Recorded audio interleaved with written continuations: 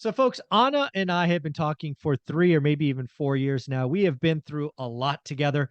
First time we spoke, she was still working. Then she retired. Now she's syndicating, doing oceanfront Airbnbs. We've been through a pandemic. We've been through high inflation. We've seen a lot. But what we're going to talk about here, Anna, is something that a lot of people were hoping for, begging for, crying for, and that is a residential housing crash. Hmm. So I've got to ask, why did residential real estate not crash like everybody wanted? What were some of the things that did not happen, and hence housing did not crash? Well, Michael, you and I have talked about the fact that we didn't think housing was going to crash nationally, even though transactions would crash. And you Oh, you were for the sure. first to use that term, crash in transactions. We talked about lots of reasons why you would not have a national real estate value collapse. And real estate's very, very hyper local, very regional. So it varies depending on the area that you're in pretty substantially.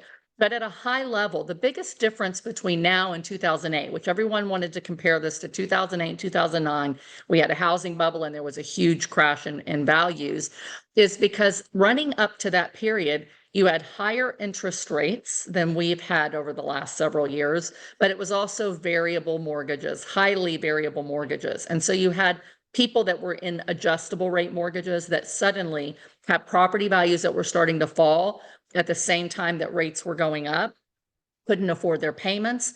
They just simply walked away and rented. And then we had a financial crisis. And it was largely, real estate based on the back of mortgage-backed securities. And that really caused a crash in values pretty well nationwide, although some Mhm. areas did better than others. What we've had over the last several years is historically low interest rates. I bought two properties sub 2.6% 30-year fixed mortgages, right? I wish I had bought more with them Yeah, that me low. too. I bought probably 5 or 6 vacation rentals sub 4%, 3 to 4.25%. 30-year fixed mortgages, right? So when you have most homeowners, and I don't remember the exact statistic, but I think it was like 86 or 87% of homeowners today have interest rates below 4%. The difference today is people don't have to sell. Why would they? The vast majority of people are saying, I can't afford to sell my house today because if I did, it's going to cost me $1,000 more a month to rent something else or to buy a new smaller house and still have a higher mortgage payment because of higher interest rates. So people have stayed put. So because of the lack of supply, even though demand has dropped with interest rates rising, you have more of an equilibrium than a lot of people thought you would because you haven't had this mass exodus of homeowners dumping their properties. Yeah. When I kind of go back and I think about the steps that all the crash bros or the naysay the bears about housing think about, uh, first it goes back to 2020 is when a lot of people were starting to call for a crash. And you and I have gone through the 52-year spreadsheet and we've looked at 2020, Yes, and it was the second best year ever on an affordability scale, right? The absolutely. only year better was 2010. 2010 was better. It was record good affordability. So to think Yes. we're going to have a housing crash when it's record affordability is nonsense. So that was kind And of the now first we thing. have record unaffordability if you're trying to buy something new. So why Exactly. would someone go from a very affordable housing situation to sell their house to now be, cash poor because of your mortgage payment going up? Yep. People aren't going to do it unless they So have to. so that was the first thing. And then we go to forbearance. And again, you and I have done this before. Yes. So we got to as high as I believe Black Knight said 4.3 million people in forbearance. And if you listen to the Crash Bros, that was going to be the next thing. We're going to have another REO crisis, and it was coming, and it was going to be fast, and all of that. Well, there's a couple of things wrong with that. First, as you know, foreclosures aren't fast. The average Right. foreclosure in California last time was over 1,000 days. So to look Wow. at fourth, yeah, that's almost I three was going to years. say 2 years. That's 3 years. Almost three. Yeah, Wow. it's crazy. Um, so again, everybody thought it would be quick, but here's the deal. Again, you and I went through this. These numbers will be close. I don't remember exactly, but in the last crisis, if you got 90 days late, you were over 90% sure you were going to lose the property. Because in the Right. last crisis, because everything was bundled up in CMBS and all of this, um, mortgage-backed securities, the bank couldn't talk to you until you were 90 days late. They actually Right. told you, we can't talk to you until you're 90 days late. Then True. maybe we can do a short sale or whatever. But once that started, that they popped the balloon that way. So what did we do this time? Forbearance with a push of a button. You could have a year of no payments. Then they came to Right. 40-year mortgages, silent seconds. If you guys didn't know that that was completely different, I don't know, you were not paying attention. So that wasn't it. Less than 1% of the 4.3 million forbearances have gone to stress sale, which blew people's minds. But you and I talked Wow. about. Right. And then lastly, today, again, we've gone from record good affordability to record bad affordability. And again, it doesn't mean prices crash. It means transactions crash, Right. which we correctly talked about, 40%. And I would call that a crash. And transactions crashing brings down demand, but you Exactly. also have a lower supply. And so when both come down equally, prices don't adjust substantially. Now, there's a few markets where the pricing has started to Sure. adjust, but it's typically, and you and I talked about this over the last, 2 years quite a bit, but it's those higher end multi-million dollar homes. It's the vacation rentals. It's the things that are discretionary that people can't necessarily afford to keep. Those high end homes, those vacation homes, the values tend to come down a little faster. And we're seeing it now in some areas in the Airbnb space where people bought thinking, they bought a residential house and overpaid by 200 grand thinking they Oh, could Airbnb it. And now all of a sudden those renters are slowing down and they can't cover their mortgage. And so you do have some values where you start to see price cuts, but it's the people that kind of need to sell. It's yeah. not the vast majority. No. Again, as we kind of sit here today, again, these numbers are close. I think 98% of mortgages are fixed.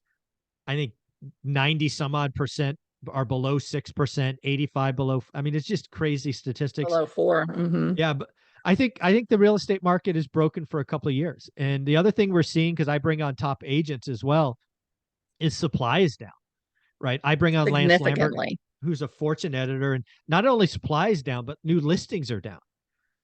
And Absolutely. finally, I have a couple of flippers on the channel every week, and they're like, dude, anything below the median, flying off the shelf, flying Yes. off. And again, as rates come down, so we have a bifurcated market. Entry level homes, crazy hot. Bidding wars are back. Offer review dates are back. Nonsense is back. Luxury and ultra luxury. If you're Patrick Bet David and you can shop for a $25 million home, go get a good discount. But Right. most of us Exactly. aren't there. So Yeah, and I just saw a post, from a guy who's flipped quite a few properties, and they can't sell a $400,000 flip.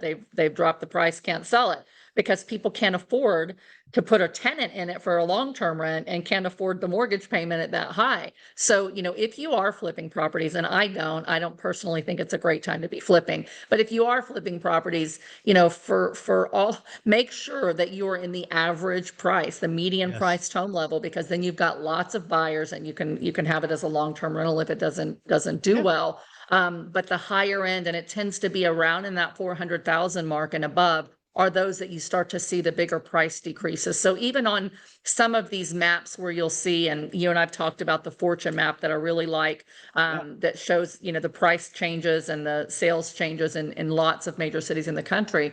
Some of those are skewed by high-end homes. So like mhm, if you're near LA or you're in Seattle where the average home's probably 400,000 anyway, you're going to see bigger price drops because they're higher end homes. But mhm, by and large, we have not seen significant cuts other than those areas where there's super motivated sellers. You and I talked about home builders. I got a steal from Lennar. All of a sudden, Lennar stock's doing well. They've got a lot of buyers and they're raising their prices again. And so yeah, I don't think we're going to see the huge opportunity of buying properties pennies on the dollar.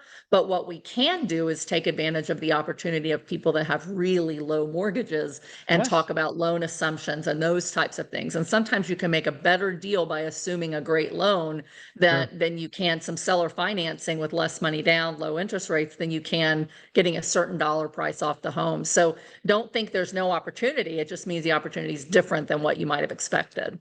Yeah, so if anybody's still watching this and they're watching this because there is a housing crash coming, and again, I'll define a crash as nationally 20% over multiple years. When I sit here today, the only thing that I think could cause that is if we went to 10% unemployment, and please hear this, and we stayed at 10% employment for 12 to 18 months. That could be a big enough problem to create more forced sellers. But it would have to be something that drastic and so out of the ordinary. Because again, remember, what happens if we go to 10% unemployment? We cut rates to zero and turn on the money machine. But Right? yeah, if we got to 10% and we were there for a year and a half, that may. But again, remember, what's the timeline for a foreclosure? So you lost your job, you ran out of unemployment, then you had forbearance, then you had I mean, we might not see deals for 5 years, but that, Sure. if that's what you're hoping for, I don't like your chances. Yeah, if we had some type of, Great Depression 2.0, which there are Yeah. some people calling for that, even some economists are saying things are going to get, bumpier than they are. Mhm. Maybe you have that. The great thing is your chart showed when we went back and looked since the 1960s, I think, or Yep. 1970s. 70. Yeah. Average inflation adjusted real estate grows 1% a year. So even if there Exactly. was a quick dip, it'd be great for you to have opportunity, but you don't have to worry that prices are going to crash and they're never going to come back up. There's little blips, but it's always an upward trajectory. And because we still have a lack of housing compared to the housing demand today, you're not going to see major crashes in real estate prices, in my opinion. Yeah.